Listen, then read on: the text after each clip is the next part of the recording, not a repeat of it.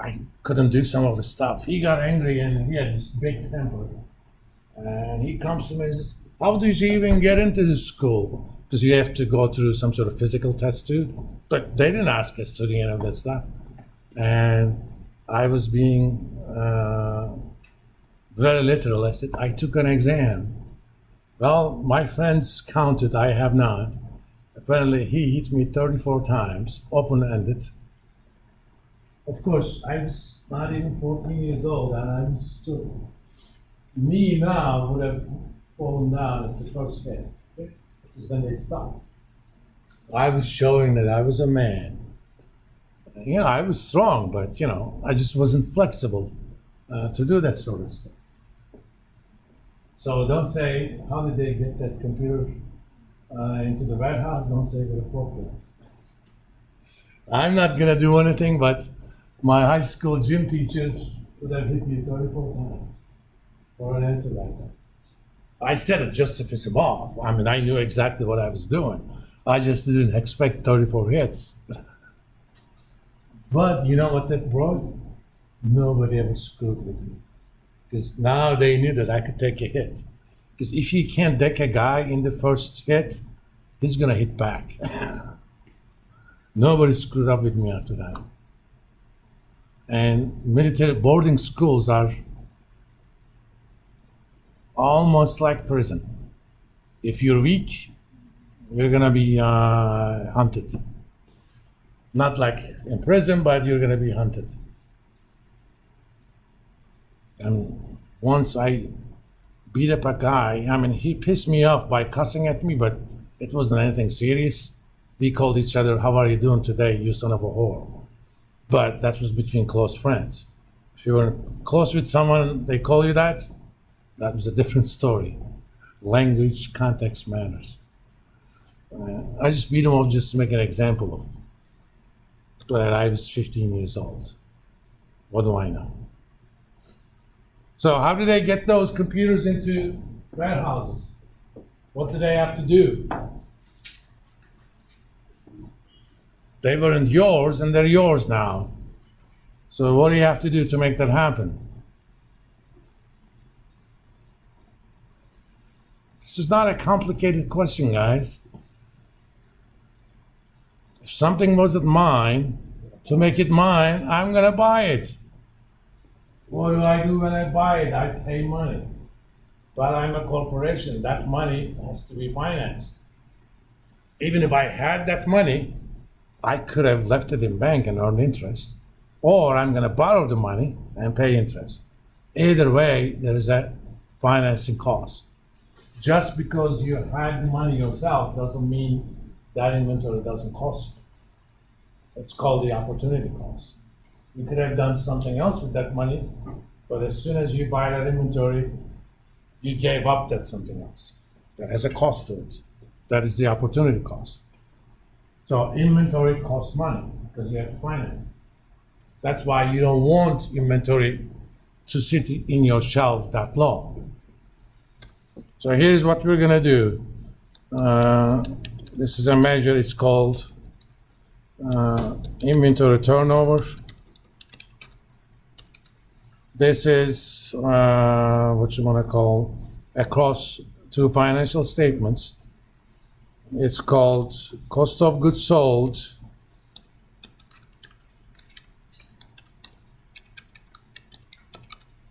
divided by inventory.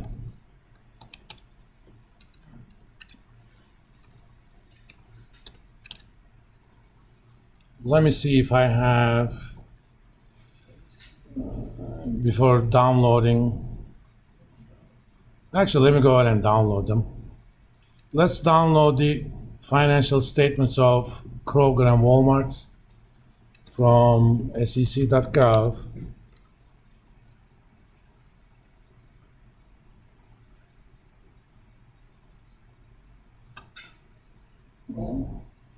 Because you got to put these things into context. WMT is Walmart. Come on, that's not what I wanted to pick. This light is throwing me off.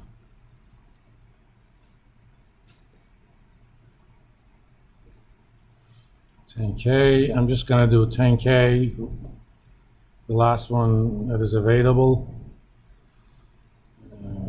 And March 2000. Actually, this is for 2022.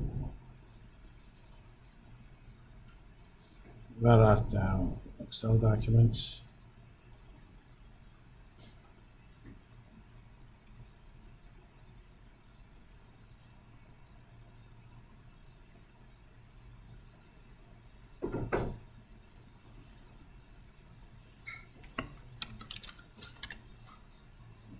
I'd rather spend more time on this than do problems in class, because I can always do problems off class. The class is about understanding what these things mean. At least that's what I think. And as you may have guessed, I have a bias about whose opinion counts most here. Doesn't mean I won't listen to you guys, but I'm like a Supreme Court judge. I can listen to you, but what I'm gonna say matters the most. You know, when he spent minimum 5 years and get a PhD and get a teaching job, then yours count too.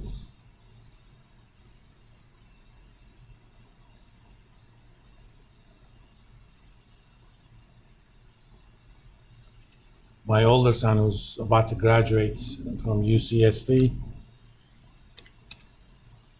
he's gonna do a PhD. He's taking kind of a 1 year off so that he can work on his research and publish stuff. Man, at that field, even PhD programs are very competitive. If you don't have a publication already, they don't even look at your application, at the top programs. I mean, if you wanted to do a PhD in machine learning in UK, that would have been an issue. But he wants to try at least Berkeley or Stanford. I think he should stay at UCSD, which is a top 10 program in that field anyway. But,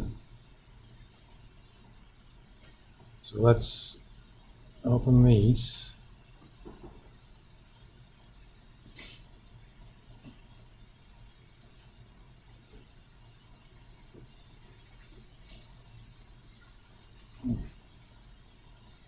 And let me also open the Walmart.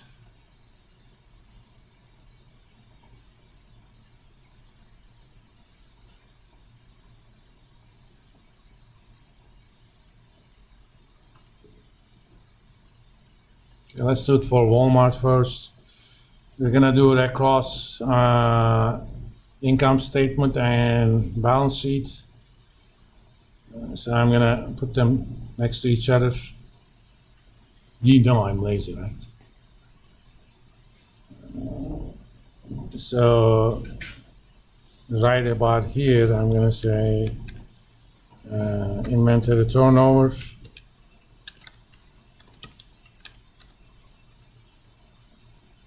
I'm gonna get cost of goods sold, which is cost of sales, okay?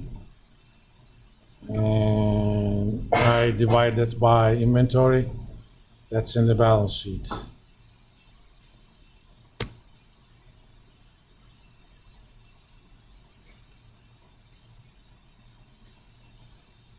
Let's make it a bit bigger.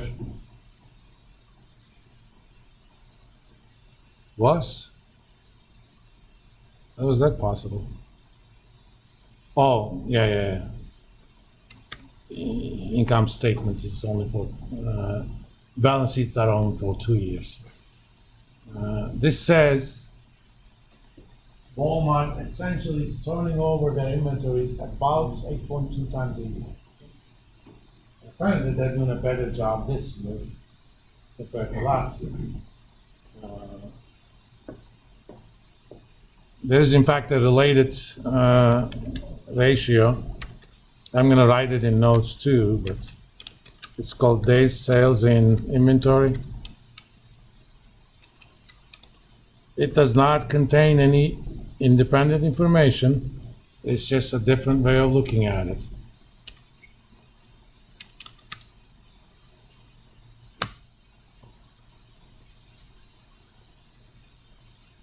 The day sales and inventory is on average how long it takes you to sell off your inventory. This is like you guys in America, we use miles per gallon, right? How many miles do you get out of your car per gallon of gas? In Europe, the third measure of efficiency is how many liters do you spend per 100 kilometers traveled? Of course, you're basically saying, first of all, 1 gallon is about 3.8 liters, and 1 mile is 1.609 kilometers. There's a simple way to convert the two. I think, if I'm not mistaken, if you take your miles per gallon and you divide it by 256, I think. No,